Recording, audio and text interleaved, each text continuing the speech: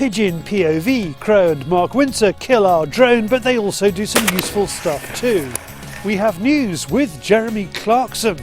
And on that bombshell we have pheasants with rising star Josh Bridges.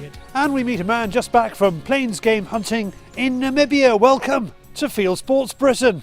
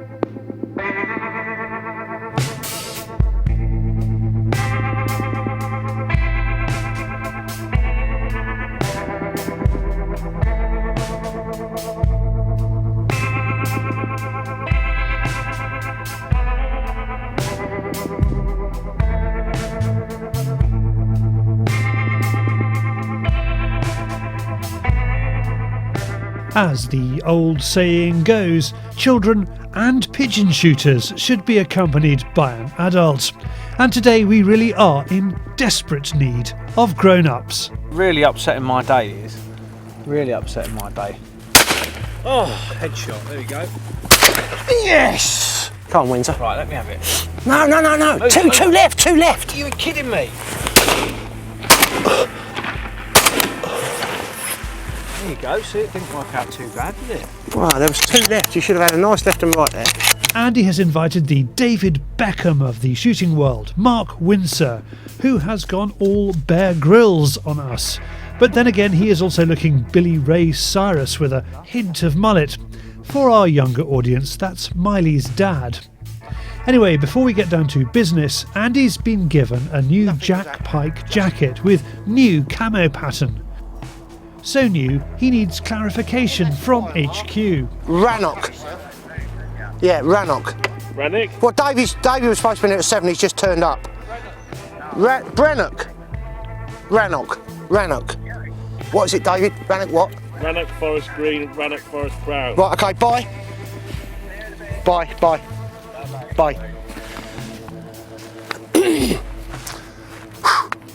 Go. So that's straight then. Right, let's find out what he has in store today. We've got rape over the back here. The pigeons just started feeding on it in the last week, 10 days. They really have started, odd ones have started getting it in the last 3 or 4 days. They've really come in. They've come in on the rape next door. The chaps over there, they're going today, which is quite handy. Got a hide back in the ditch there. Just set some decoys out here and hope we can flight some, either making for this big ash tree and this clump of oak trees here. This one's set nice. It's sitting there, the wings are just right, everything, the tail's open a bit, head up. Yeah, it just looks good on there. What we got about 8 real ones here, back underneath, because they have been feeding on the acorns a lot around this field. So I've got a few in close as if they're feeding, it's still feeding on acorns. So I've got a little patch here. I've got a flapper here on the back of them. I've got a gap through the middle here. I've got a gap right through here. And I've got another small pattern of about another half a dozen decoys, eight or so decoys there. And the plan is that they're going to come through here and funnel to this tree. And then, like I say, I've got a rotary out in the field there, and that's going round just to attract any attention of anything crossing behind us that can't see the decoys. That's going for another clump of trees. So hopefully that'll pull anything that goes behind us, that'll pull or attract its attention this way, so it pulls back into the pattern. That's front of house. What's backstage to catch the eye of a wandering woody? As you can see, the rape's along here. It looks flat at the moment because it's had a hard frost on it overnight. But the pigeons struggle to see the decoys out here, so that's the reason I've set up on the stubble field. Plus that's a natural flight line coming up through there and over these trees. So, but yeah, it's lightweight. And if you've got a fair old walk like this time of year, not everyone's lucky like me. I've driven here with a buggy, but if you've got to walk a long way, the last thing you want to be doing is carrying a massive battery. And this, you can just, well, it's easy, put it in a rucksack. I've got it, it goes in a rucksack with a few set of socks and you're done, you can walk bloody miles. So. How long does the battery last? Oh, cross forever, because it's such a little motor, only a dinky little motor. Lasts forever. I've got a biggish battery on it, but it'll run off one of the little tiny ones. It'll go, I've had it going all day and it's still got go in it. So, but no, it goes forever, and that's a good thing about it.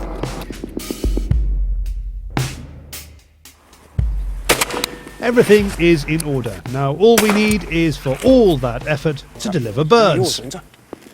Thankfully they come. Some in larger groups, which Mark and Andy leave in the hope they return, others in ones and twos to be picked off. Nothing is easy and both show good individual skill. However, when it comes to teamwork, there are a few communication issues. You on that one?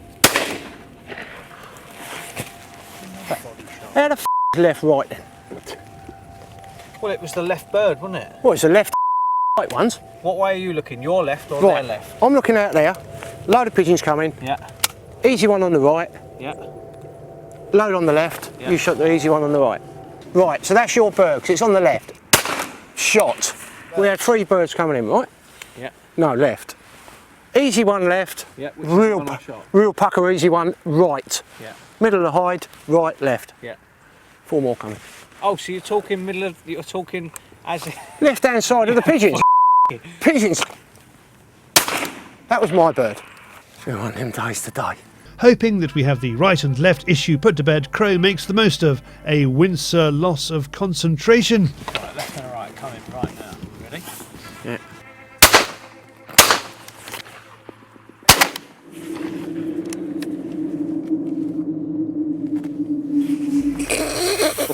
Something wrong with me today, isn't there? Come here, Mark. There's something wrong with me today. You taught me well, mate. Something wrong with me today. You need to cut this now. I'm not even in today. Finally, we get some teamwork, Yes! and we're back I'll on let you it. find that, Mark. One on the decoys, David. Yep. You want it? Yep. While Crow has a tidy up, we have a chat with Mark about his clay shooting plans for 2017. Plans for 2017, just the usual plans, David. Attack everything, go to all the competitions, go abroad, shoot in the sun, have some fun, and just the usual, yeah, just do my best at everything really in the clay shooting circuit. Any particular one you're looking forward to? No, I'm just going to do what I usually do and just give it my all at every single one that I go and attend really. I think I've said to you before, I've always been one for not really setting a specific goal for a certain competition. I like to go and spread it across all the board really and try and do my best at all of them really, and if you look at my consistency, usually it works out quite well. But yeah, I mean, I'm just really excited again. This time of year, January, February, March, I'm not really too keen on the clays, as people could see that I never really do much clay shooting, to be fair. It's all game shooting and the odd day lucky enough to spend with Andy and yourself. So yeah, just looking forward to getting stuck into the season when it cracks on in April. Did you get the mullets for Christmas? I knew it wouldn't take long before you got onto this subject. No, the reason I grew my hair because I've started getting cold on the back of my neck, so I thought I'd grow it a bit longer and keep my hair warm. So yeah. That is not a month's growth. That is a month's growth. I mean, I shaved last night, to be fair, so I mean, it does grow a little bit quick every now and again. My God, I suppose you can walk. Well, yeah. So I thought I'd just go for the. It's nice to have some hair at the minute, you know. Maybe 10 years time, it's all going to fall out, David. Live with it. Well, let's have a look at you. That's You're doing all right. You're doing all right. Yeah. So. He's in his 50s. Oh, is he that young? Is he? Can't believe that. One of his 2016 highlights was a hunting trip to New Zealand with the lovely Rachel, where rabbit control requires more than a buggy or a pickup. So it sounds a bit extreme, which yeah, to us English boys it is, but to the New Zealand lads it's technically the norm out there. So if you've got a huge farm, plenty of cattle on there, you can't poison the rabbits, can you? Because obviously your cattle's going to suffer, so the only other way to get them is to go and shoot them. And Guy said to me, go up in a helicopter and shoot rabbits with a shotgun. So we took a full slab of 32 gram threes, I think they were, out of a semi-auto. strapped myself to the edge of a helicopter, hung out of it and shot rabbits off of a hill, doing 60 odd mile an hour round turns and things like that. It was brilliant, it was awesome.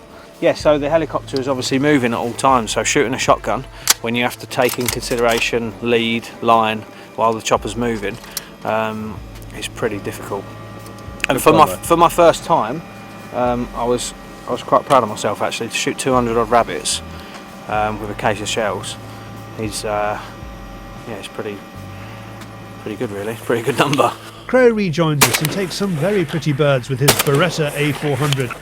He is using Gamebore Clear Pigeon. Mark has Pigeon Extreme and has brought along some copper shot, which looks very cool. These are the new copper coated black gold in a 32 gram 5. They're a fibre wad, so I'm not thinking about taking on anything silly to try and test them because I haven't shot any of these yet. So if you're going to test something, you start off close and work out to things, you know. So we'll have a go at some decoy pigeons, see how we get on. Mark takes a couple of nice chances and the copper shot does the job. Crow predicted it would be over by 2:30 and it is. Did you hear that? They come up across the field like I was expecting them to, round these trees, up over the top, making for the ash tree, coming in the decoys. We've had quite a few behind. The lightweight rotary of UK Shoot Warehouse, that's done really well, that has. That's pulled quite a lot in with those hyper flappers. Here we go, another one coming in the decoy. You carry on. Mark's going to nail it, film it, film it. Yeah, it's coming back. Coming back, get this on camera, David. He's going to miss it.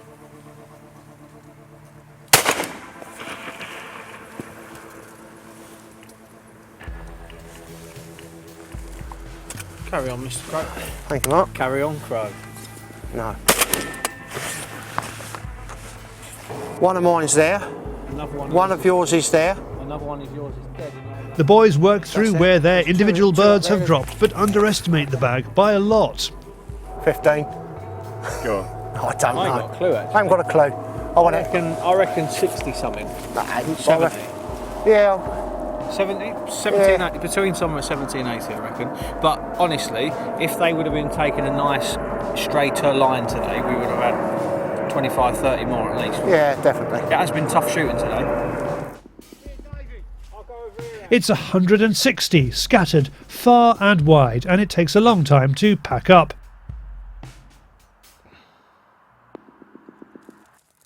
We've been lucky with the weather and it's been a cracking start to Crow's pigeon shooting in 2017. Great stuff from Mark and from Crow there. And if you've ever wondered what it's like to be in a hide with Crow, well, now you can find out by clicking on the link on the screen. Either you've got one of these, this is the Zeiss VR1 Plus, you pop your phone in and you can watch the action as it takes place, or you just have your phone and you can either do this to have a look around, or you can use your finger to see where the pigeons are coming from. The trick is, I find whenever Crow says, here comes one, look up in the sky. And if someone has got one of these, please send us a video of them using it, because spectating is fun too. Now from VR to AI, and I don't mean intelligence, it's David on the Fieldsports channel News Stump.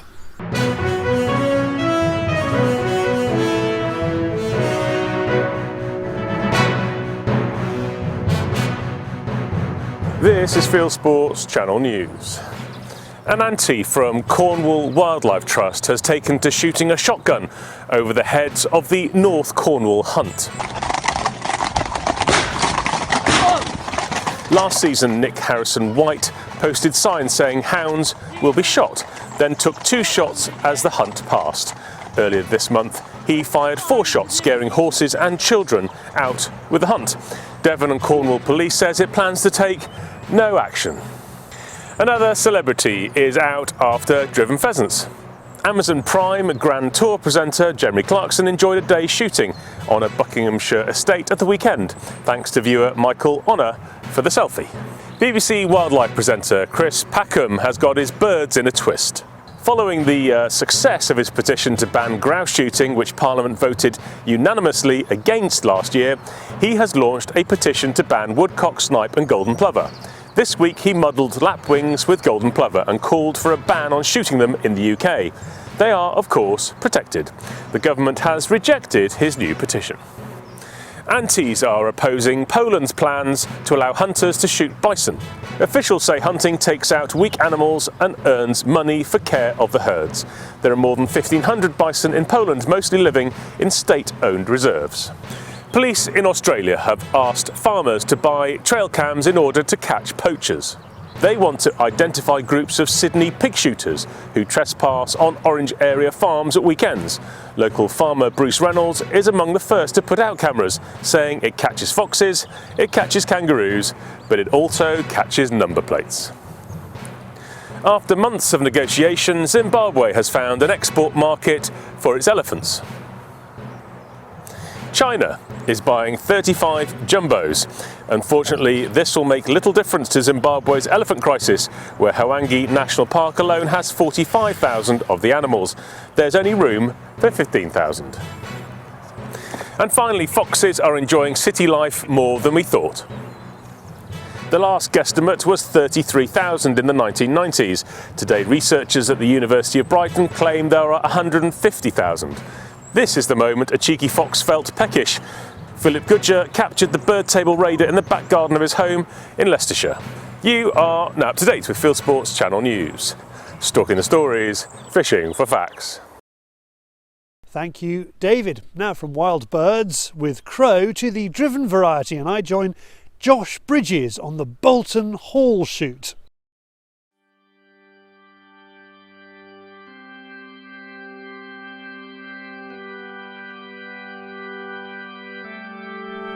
As the film camera is to Federico Fellini and the piano is to Murray Pariah, so are Browning's shotguns to Josh Bridges.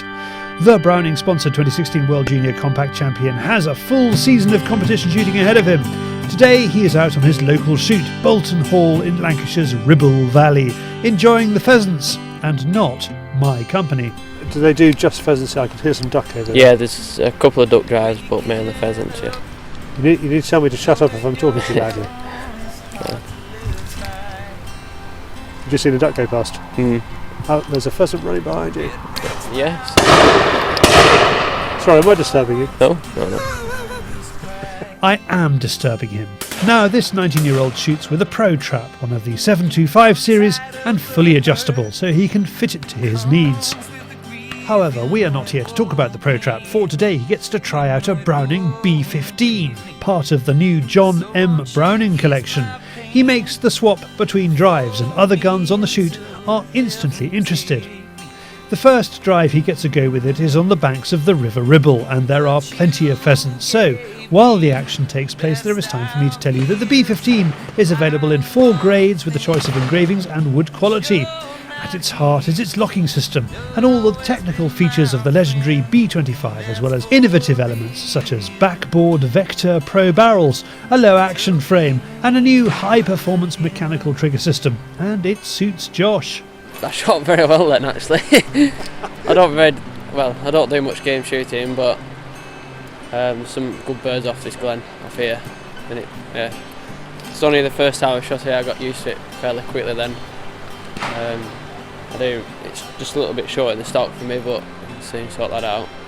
Sounds like he is going to take it. On a drive by a river, does a gun have any extra responsibilities, such as where the shot birds are going to land? There's 2 or 3 pickers up that walk up and down the river, and they're actually watching the birds in the river, like drop in the river. But occasionally you have to shoot them so they drop in the river, because there's no other option really. Now, on this drive, I have to say I am a little less interested in the gun than the dog, for my Cocker Spaniel, Muffin, is the bane of Fieldsports channel editor David's life. Maybe it's my tendency to tie her to the tripod of the camera, and her tendency to try to run in, just a little, when a shot is fired. But this time she saves the day with a good, wet retrieve. We should have videoed it for David, the brilliant retrieve out of the river. Just say that word again. The brilliant. Brilliant. Brilliant retrieve. It was, wasn't it? Yes, definitely. Can you say, David, that was a brilliant retrieve? David, that was a brilliant retrieve. Muffin. A word about the shoot. The fog means it is hard to see it in its true glory, but this is the gorgeous rolling landscape of Lancashire, where the Queen once said if she were not Queen, she would like to come and live. The drives are well laid out, the beaters hard-working, the pickers up disciplined. The food is excellent, provided by a local chef, and the man running the day, Jim, has a sense of humour. For anybody who decides they want to shoot a lord bird, it carries with a tennis racket award plus a fine, which goes to the keeper. And just remind us why the tennis racket is appropriate in this situation. Because if they're taking a lord bird, which they shouldn't be taking, they should be pointed out and put on shore.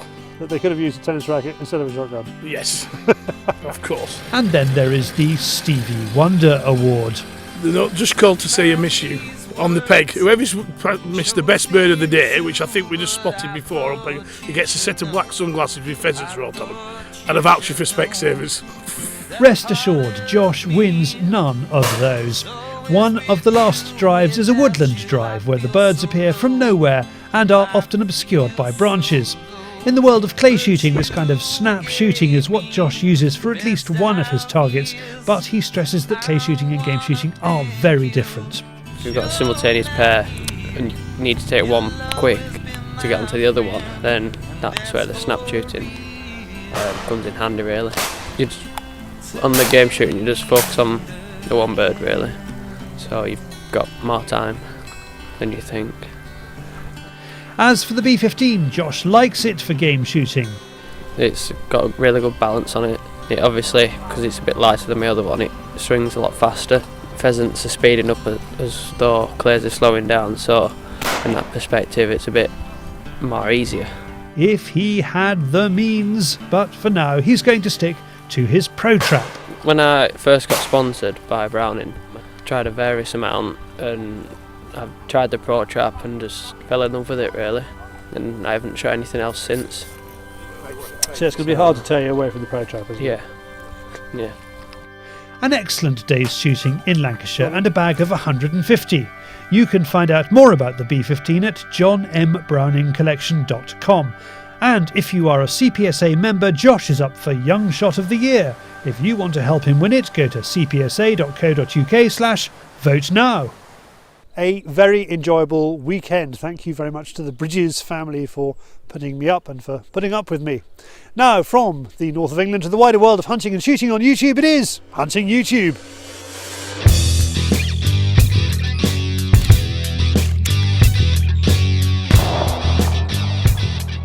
This is Hunting YouTube, which aims to show the best hunting and shooting videos that YouTube has to offer. The Four Ashes has been putting out his GoPro films about pheasant shooting.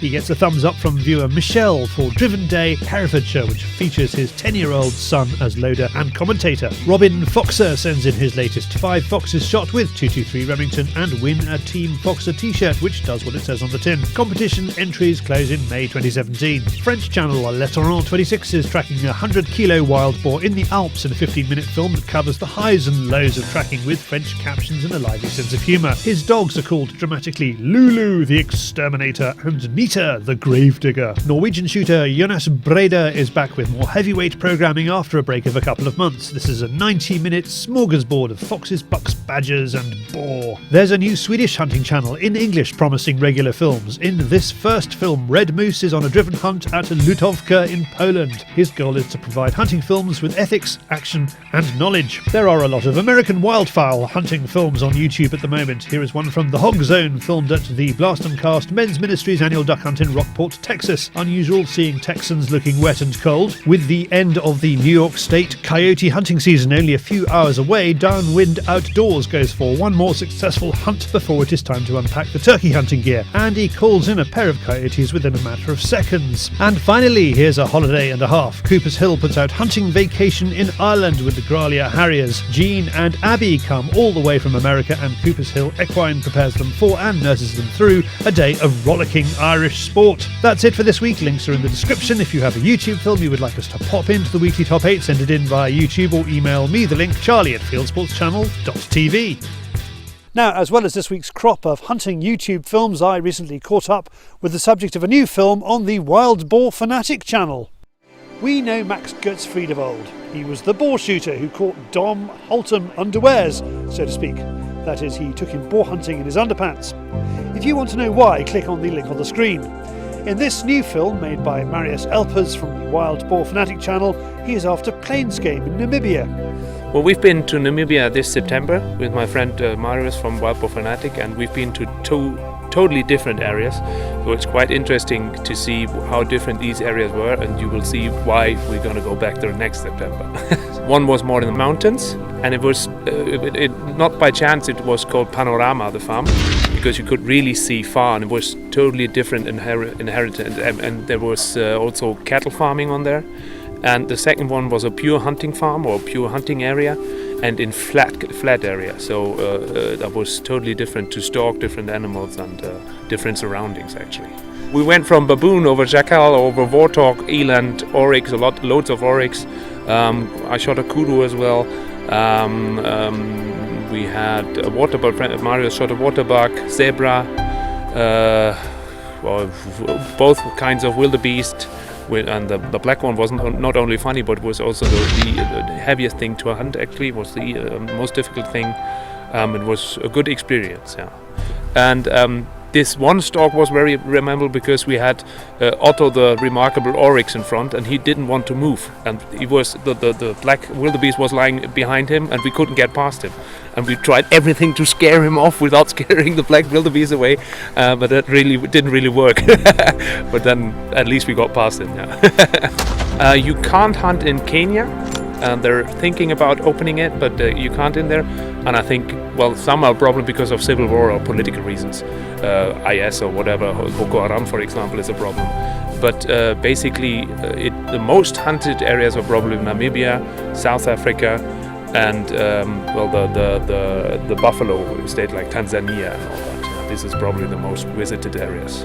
The most hunted areas are where you actually see the most wildlife then.